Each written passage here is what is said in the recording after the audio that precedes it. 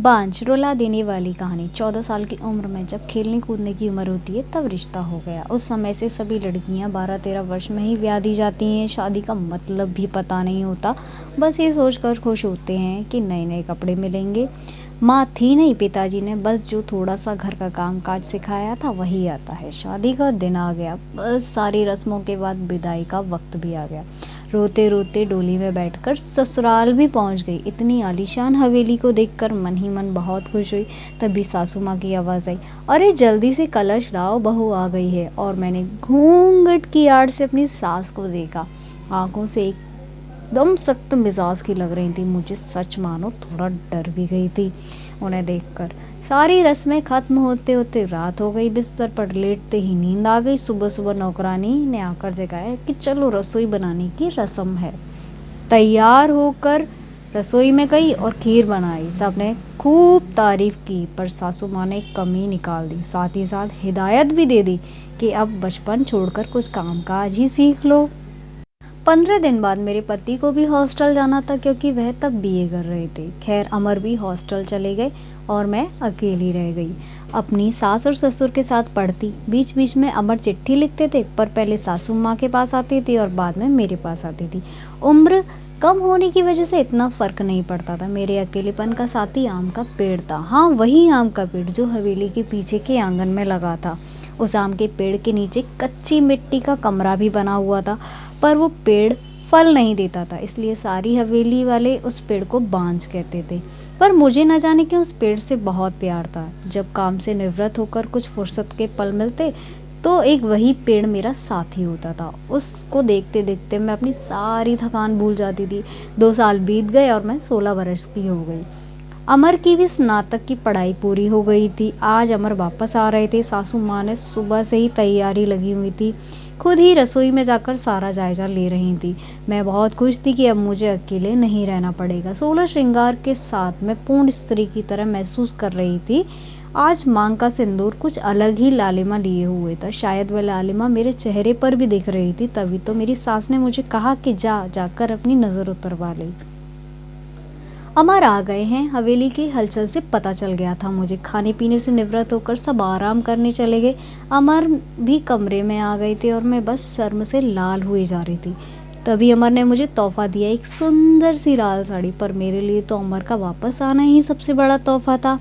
हमने ढेर सारी बातें भी की, जिनमें कुछ शिकायतें थी, कुछ प्यार था। समय बीतता गया और 2 साल बाद कैसे बीत गए पता ही नहीं चला। और एक दिन अचानक पता चला कि मेरे पिताजी बहुत बीमार हैं। अमर मुझे लेकर तुरंत रवाना हो गए। पिताजी मुझे देखकर बहुत खुश हुए, जैसे मेरे लिए अपनी सांसों को रोक रखा था उन्होंने। और फिर मुझे अमर के हवाले करके वो इस दुनिया से चले गए। भीगी आंखों से मैंने अपने पिताजी को विदा किया। अब मेरा सब कुछ अमर और उसका परिवार ही था। समय गुजरता गया। अमर ने अपनी लॉ की पढ़ाई भी पूरी कर ली थी और अब वो सरकारी वकील कहलाने लगे थे। पर भगवान ने मुझे अभी संतान का सुख नहीं दिया था। अभी तो सासू माँ दबी जुबान में बोलती नहीं, पर धीरे धीरे उन्होंने अपना रुख कड़ा करना शुरू कर दिया। अमर बहुत व्यस्त रहते थे अपने काम से, सो वो मेरे पीछे सारा दिन पड़ी रहती थी। धीरे धीरे सारे गांव में ये बात फैल गई कि हवेली की बहू बांझ है। तीर की तरह चुभता था ये शब्द। कुछ नहीं कह पाती थी, सिर्फ आंसुओं से दिल हल्का करती थी। अमर मुझे दिलासा देते थे, पर लोगों का व्यवहार अंदर ही अंदर मुझे खोखला कर रहा था। अभी मेरी उम्र ही क्या थी, सिर्फ 19 साल, और मुझे लोगों ने बांझ बना दिया। बचपन से ही शरीर से पतली दुबली थी मैं, और फिर माँ के मरने के बाद ठीक से पालन पोषण भी नहीं हो पाया था। एक दिन अमर जब दोपहर के खाने पर घर आए तो सासू माँ ने फरमान सुना दिया कि अब हम अमर की दूसरी शादी करेंगे। उफ, इतना बड़ा धोखा अमर कैसे दे सकते हो मुझे? नहीं, ऐसा नहीं हो सकता। बत्ती बुझा दो, मुझे सोना है, अमर ने कहा। कुछ बात करनी है आपसे। मैं थक गया हूँ धानी, मुझे सोने दो। धानी, मैंने कहा ना मुझे सोने दो। थक गया हूँ मैं तुम सब लोगों की चिक चिक सुनते सुनते। उधर माँ है और इधर तुम। परेशान हो गया हूँ मैं, मन करता है आत्महत्या कर लूँ। नहीं अमर, ऐसा मत कहिए, धानी ने अमर के मुंह पर हाथ रखते हुए कहा। आपके अलावा अब कौन है मेरा। धानी करवट लेकर सारी रात आंसू बहाती रही और जब सुबह उठी तो एक टूटी हुई औरत बनकर जो मजबूर होकर हर चीज़ से समझौता कर लेती है। सारी रात यही सोचती रही कि शायद अमर ने भी मौन स्वीकृति दे दी है दूसरी शादी के लिए, पर उसे ये कहाँ मालूम था कि उसकी माँ ने किस हद तक उसे मजबूर किया है दूसरी शादी के लिए। 1 महीने के अंदर ही अमर की शादी कर दी गई, गेंदा से हो गई। गेंदा अमर की माँ की दूर की रिश्तेदार की बेटी थी। धानी, अपना सामान पीछे वाले कमरे में रख ले, आज से गेंदा इस कमरे में रहेगी अमर के साथ, सासू माँ ने हाथ नाचते हुए कहा। कैसे छोड़ दूँ ये कमरा? नहीं, ये कमरा मेरा है, जिसे जहाँ जाना है जाए। फिर ख्याल आया कि जो ब्याह कर इस घर में लाया है, जब वही मेरा नहीं है तो ये कमरा कैसे मेरा हो सकता है। ऐसा सोचते हुए आंखों में आंसुओं का सैलाब उमड़ पड़ा। सिंदूर की डिब्बी और कुछ कपड़े लेकर उस कच्ची मिट्टी के कमरे की तरफ बढ़ गई। सामान एक कोने में रखकर खिड़की पर बैठ गई और उस आम के पेड़ को देखते हुए उसे निहारने लगी। इससे कुछ कम हो जाएगा किस्मत कहूँ, या कि मेरी हालत इस पेड़ की तरह हो गई है, अकेला बेसहारा। जैसे ये अभी तक अपने अस्तित्व को बचाने में सफल रहा, क्या मैं इसी तरीके से अडिग और मजबूत रह सकती हूँ, या फिर किसी कमज़ोर लता की तरह मुरझा जाऊंगी और अपना अस्तित्व खो दूंगी। ऐसा नहीं होगा, मैं मजबूत हूँ। जब ये बेजुबान पेड़ सबसे लड़ सकता है तो मैं क्यों नहीं। अपने विचार श्रृंखला से बाहर आते ही मैंने अपने आप को संभाला और हर स्थिति से लड़ने के लिए तैयार हो गई।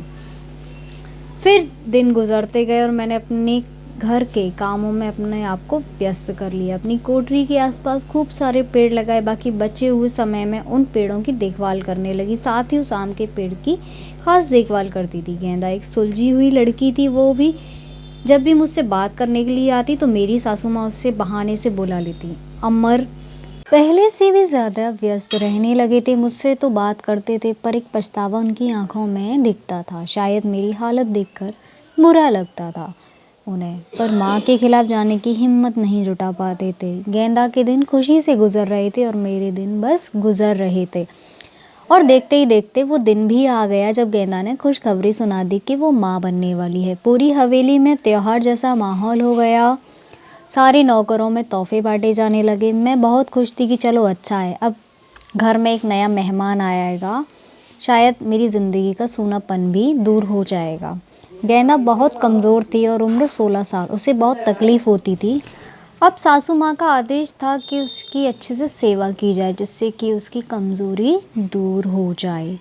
सारी देखभाल के बाद भी गेंदा का वजन कुछ खास नहीं बढ़ रहा था। एक दिन चिंतित होते हुए मैंने अमर से कहा कि गेंदा को शहर में किसी अच्छे डॉक्टर से दिखा लाओ, पर सासू माँ मैं ये कहकर मना कर दिया कि हमारे बच्चे भी घर पर हुए हैं और अमर भी वही पुरानी आदत, अपनी माँ के खिलाफ वो जा नहीं सकते थे।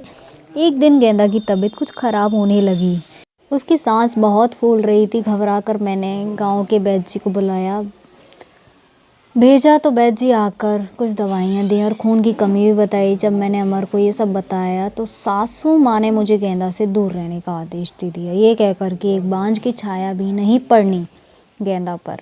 खैर, मुझे गेंदा से दूर कर दिया गया और फिर से मैं अपनी कोठरी में अकेली सारा दिन बंद रहने लगी, या यूँ कहो कि अंदर ही अंदर मैं खुद डर भी गई थी कि कहीं सचमुच मेरी वजह से गेंदा को कुछ हो ना जाए। कुछ दिन बाद रात में नौकरों का शोर शराबा सुनकर आंगन में जोर से भागी तो देखा गेंदा का प्रसव का समय आ गया था। गांव की बूढ़ी औरतें दाइयों को बुलाया गया, पूरी हवेली में हलचल का माहौल था। मैंने अमर की तरफ देखा, बहुत डरे हुए लग रहे थे। उनके पास गई और उन्हें थोड़ा धैर्य रखने को कहा। थोड़ी देर में बच्चे की किलकारी गूंजने लगी। अब हमारी खुशी का ठिकाना ही नहीं था, पर तभी काकी ने बाहर आकर बताया कि गेंदा कमजोरी और खून की कमी के कारण उसको बचा नहीं पाई। बेटी को जन्म देते ही गेंदा का देहांत हो गया।